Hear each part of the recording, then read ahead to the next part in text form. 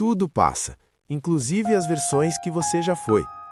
Cada fase chega com um propósito, ensina o que precisa ser aprendido e, quando cumpre seu papel, se transforma em memória, experiência e sabedoria.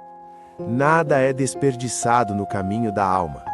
A infância constrói a base, a juventude experimenta, a maturidade aprofunda, a velhice integra. E quando o corpo se cansa, o espírito não acaba, ele se expande. A vida não termina, ela muda de forma, muda de plano, muda de linguagem.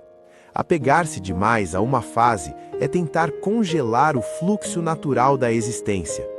Confiar é permitir que o ciclo siga, com gratidão pelo que foi e serenidade pelo que vem.